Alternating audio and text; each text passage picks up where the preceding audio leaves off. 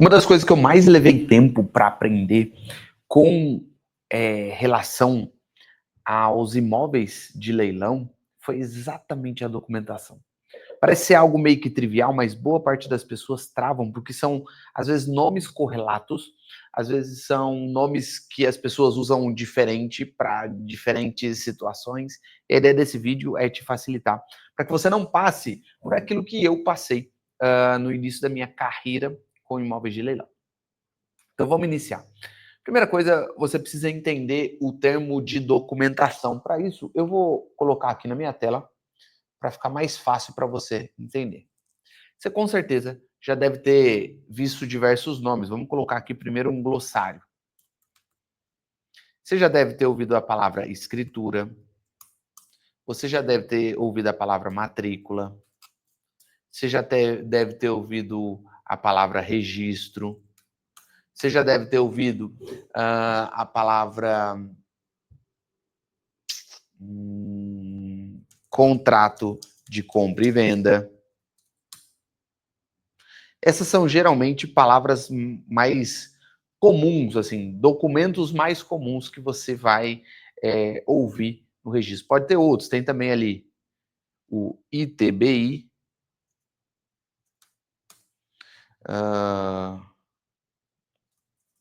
valor venal. Deixa eu ver se tem mais alguma coisa. Acho que não. Esses são os principais nomes que vão aparecer quando a gente está falando sobre documentação, tá? Então vamos lá. O que é uma escritura? Eu vou começar aqui em cima primeiro. Vamos passar para cá. Como que eu subo isso aqui? Não. O que é um contrato de compra e venda? Cara, você está comprando um imóvel, então você vai fazer um contrato. Documento que consta todos os dados da transação. Simplesmente isso. Eu vou comprar um imóvel de você. A gente vai fazer um contrato para formalizar essa intenção e a gente começar. E aí vem um nome correlato. Isso daqui também pode se chamar intenção de compra, em alguns casos. Quando que ele é uma intenção de compra? Quando eu coloco uma condição. Isso acontece geralmente muito com terrenos, tá? Olha só, eu quero fazer um contrato com você de intenção de compra. Sou eu falando assim, ó, tô comprando um imóvel seu, tá? Só que isso só vai acontecer se vai lá o cara fazer a verificação do solo. Se o solo tiver todo ok, a gente faz a compra. Se não tiver ok, não faz a compra. A gente pode colocar um quesito ali, como se fosse um gatilho para saber se a gente segue ou não com a compra. Então esse é um contrato de compra e venda. Só que para efeitos de documentação a nível de legislação Brasil, isso tem pouco efeito. Não é que tem efeito nenhum, mas tem pouco efeito. Você vai encontrar muito desses contratos aqui no chamado contrato de gaveta. E aqui é o que acontece muito, tá?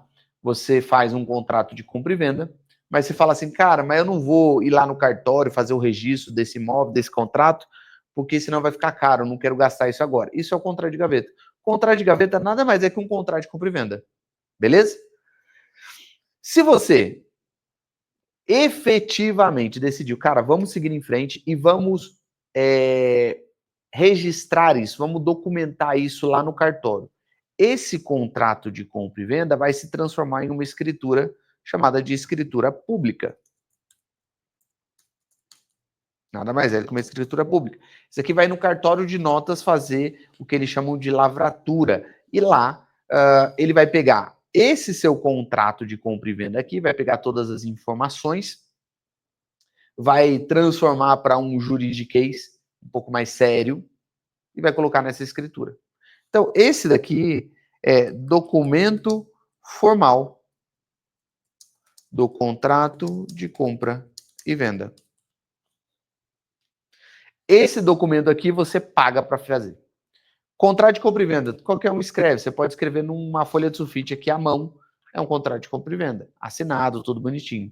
A escritura pública não. Quem tem que lavrar é o cartório. E aí, ambos assinam. Tá. Quando você faz o registro, muitas pessoas confundem isso, o registro com matrícula.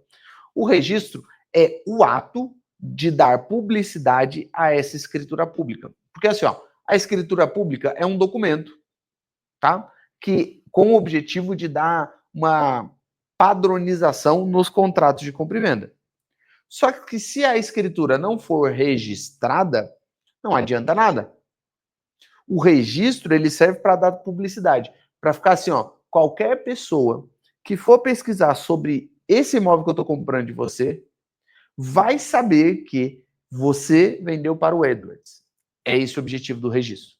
Então, vamos dizer que o registro é um ato de você pegar a escritura pública e dar publicidade a ele.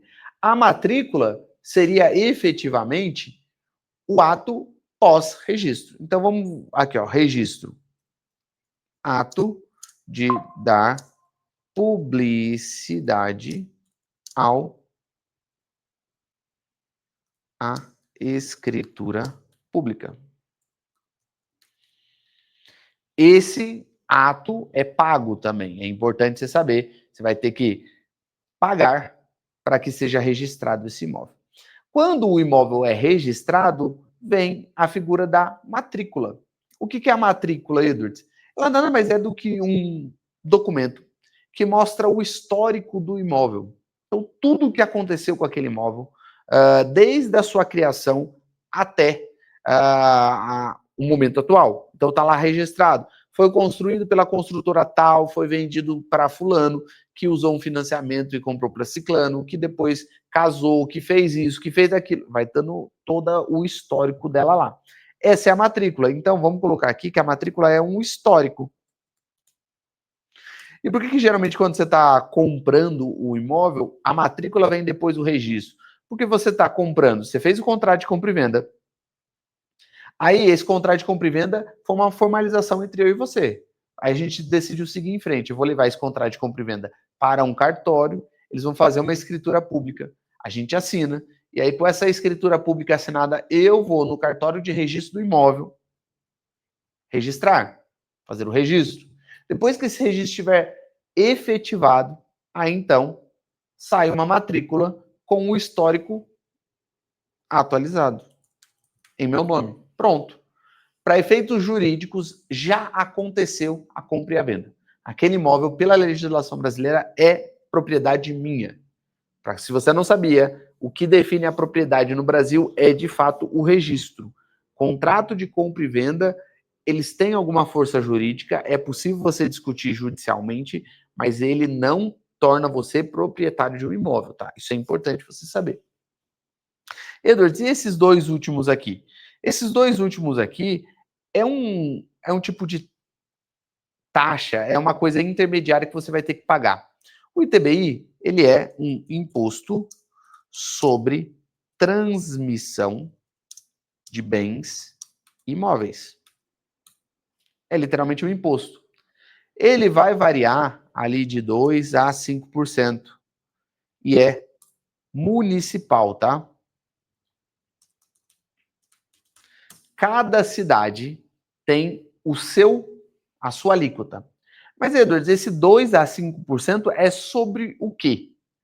Sobre o valor do negócio ou valor venal. Por que eu coloco ou? Porque assim, ó, toda prefeitura tem o seu código tributário, que é o que define esse TBI. Esse TBI é um tipo de imposto, então tem que estar dentro do código tributário da prefeitura. Aí a maioria, cara, 90% das prefeituras vão ter lá o ITBI. Vai ser cobrado 2% do valor da transação ou o valor venal, o que for maior. E aí muita gente bate nessa dúvida. O que é o valor venal? O valor venal é a avaliação da prefeitura sobre o seu imóvel. Então, para ficar até mais claro, utilizada para cálculo de IPTU. Toda prefeitura tem o seu IPTU. sabe aquele que você paga todo ano? E ela usa como base de cálculo um valor de imóvel. E esse valor de imóvel é dado pela prefeitura. Algumas prefeituras têm formatos diferentes de calcular esse valor venal, então tem prefeituras que faz uma quantidade por metro quadrado, tem prefeitura que faz um estudo aleatório por comparativa, enfim. Isso não vem ao caso. O que você precisa saber? O valor venal é quanto a prefeitura fala que vale aquele imóvel. Usualmente, o valor venal ele é bem abaixo do valor de mercado de um imóvel, tá? Usualmente é sempre assim. As prefeituras levam bastante tempo para atualizar esses valores, então existe uma defasagem muito grande. Até teve alguns anos atrás, algumas prefeituras que quiseram aumentar o IPTU sem aumentar o IPTU. O que eles fizeram? Eles tentaram alterar a legislação que calculava esse valor venal. Então, na prática, a gente não aumentou o IPTU, só que atualizou todos os valores venais do imóvel. Então, obviamente, eles iam cobrar mais caro do IPTU. Só um adendo para você saber o que é isso. Então, com esse valor venal, você calcula esse IPTU aqui, ó, esse ITBI, que é o Imposto de Transmissão de Bens Imóveis. Mas, Edwards, onde que eu vou usar esse ITBI? Entre a escritura e o registro. Usualmente, você vai levar no cartório o seu contrato de compra e venda, vai lavrar a escritura. As duas pessoas, quem está vendendo e quem está comprando, assinam a escritura. E aí você vai querer levar para registro essa escritura pública. Aí, no cartório de imóveis, eles vão pedir: você já fez o pagamento do ITBI? Ah, ainda não. Então, eles podem emitir uma guia desse ITBI para você. E aí, esse ITBI você vai pagar 2 a 5% do valor do negócio ou valor venal. Então, você paga essa dívida para que aconteça o registro. Esse que é o caminho, vamos dizer assim, de uma documentação, de um registro de um imóvel. E aí uma coisa que acontece com bastante frequência são as pessoas terem dúvida sobre como que se calcula esse custo. Como é que a gente faz? Porque cada um deles tem os seus custos, obviamente. Você consegue criar ali um número mandrake, tá? O que é um número mandrake? É uma suposição, uma estimativa de valor em porcentagem. Como é que eu costumo calcular quando os valores de imóveis são pequenos? Quando eu digo pequenos, eu estou falando ali imóveis de até 200 mil reais. A gente consegue fazer com que a estimativa de toda a documentação, escritura, registro e ITBI, se transforme em algo próximo a 5% do valor do lance. É mais ou menos isso. Óbvio que é uma estimativa, vai ter diferença, mas você consegue ter uma boa noção. Mas é importante que você saiba como calcular isso. E aí, a partir disso, eu digo para você, todos esses custos são calculados a partir dos emolumentos. Então, você vai digitar assim ó, no Google, emolumentos, São Paulo.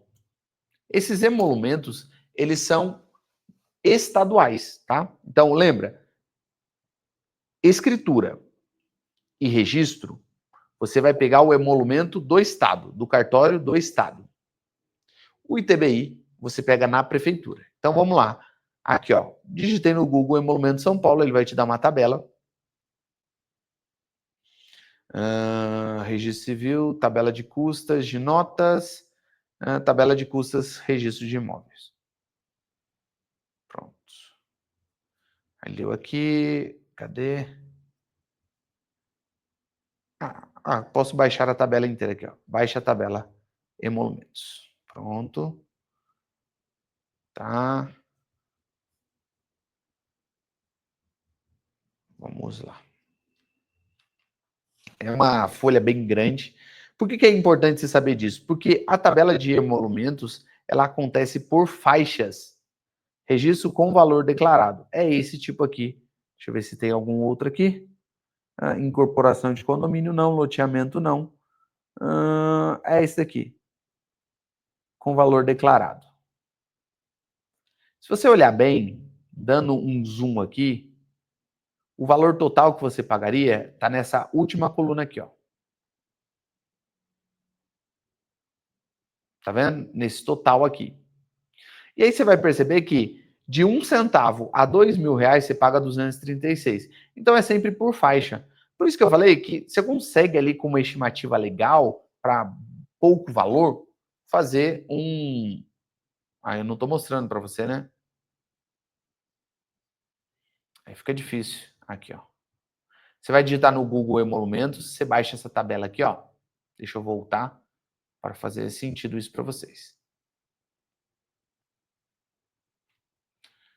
Você digitou no Google Emolumento São Paulo, clicou aqui no primeiro. Pode ser, se fosse outro estado, obviamente outro. Tabelas de custas de registro de imóvel. Aí você vai abrir essa página aqui. Aí você vem aqui, ó, baixe emolumentos. Aí ele vai te dar essa listagem aqui, beleza? E aí, dando um zoom, você percebe que é bastante coisa. Você dá um zoom aqui, ó, registro com valor declarado. Pronto. Por que é importante você saber ver isso? Cara, porque essa tabela ela é atualizada anualmente. Todo ano muda. Então você precisa saber pesquisar esse valor. E aí você vai perceber que é por faixas, ó, de 1 centavo a R$ 2.000. A gente está falando de um registro de R$ 236. Se a gente for falar ali de um imóvel no leilão de R$ 100.000 a 176 mil, olha só, você vai pagar um registro de 1.749. Importante, esse valor é o mesmo para a escritura, esse valor é o mesmo para o registro do imóvel. Então, como é que você fosse comprar, fazer uma compra à vista do imóvel no leilão? Ah, paguei 110 mil. Bom, 110 mil está nessa faixa aqui. Então, eu vou fazer uma escritura e vou pagar 1.749. Depois eu vou fazer um registro e vou pagar 1.749. E aí eu vou ter que pagar o ITBI também. Aí você pega o cálculo do ITBI, joga no Google, ITBI, alíquota São José dos Campos, alíquota São Paulo, enfim. Você pode fazer dessa forma, é o indicado. Uma curiosidade que dá um pouco de chateação, mas fazer o quê? Faz parte, isso aqui é Brasil, é que quando você vai comprar financiado, em alguns estados, você vai precisar pagar 2 vezes o registro, porque ele vai registrar primeiro a garantia do imóvel de financiado e depois para o seu nome. Aí você pode utilizar, por exemplo, a calculadora do registro imóvel que está aqui. Aí você, por exemplo, escolhe o estado, por exemplo, o estado de São Paulo. Vamos dizer que eu vou pegar São Paulo mesmo. Aí ele pergunta aqui, ó, você quer fazer o registro de compra e venda geral ou registro de compra e venda com alienação fiduciária? Alienação fiduciária é o com financiamento. Aí se você puder colocar aqui, ó, vamos supor que a gente paga, vamos colocar 106 mil, 107, para ficar naquela faixa superior de 1.749. Quanto que vai ser o financiamento? Geralmente é 95% do valor do imóvel, certo? Então vamos colocar aqui R$ 99 mil. Então vamos colocar, financiei 100%. Vamos dizer que o banco aceitou. Aí vai fazer o cálculo. Percebe aqui, ó, o registro de compra e venda. Ele fez até uma calculadora um pouquinho menor aqui, 1.435. O valor da garantia, do registro da garantia, 1.435. Aí a certidão, 72. Ou seja, o total aqui está dando 2.900, quase 3 mil reais somente para registrar. E eu ainda vou ter que fazer o contrato de financiamento nesse caso, que é direto com o banco. Então, isso daqui te dá um bom norte de como você vai encontrar, como que você vai calcular e estimar os seus custos, para você não ser surpreendido. Importante salientar, quanto maior é esse valor, esse cálculo aqui faz toda a diferença. Faz toda a diferença. Porque não necessariamente porque o imóvel é mais caro que o registro se torna mais caro. Às vezes tem por conta daquelas faixas lá. Se você quer aprender, se você está aqui nesse vídeo, provavelmente você gosta de imóvel de leilão, você quer aprender isso. Cara, em 3 horas você consegue aprender a arrematar um imóvel de leilão da Caixa. Jornada do Arrematante, o link está na descrição. Eu espero você como um dos meus alunos. Nos vemos no próximo vídeo. Aquele abraço. Valeu!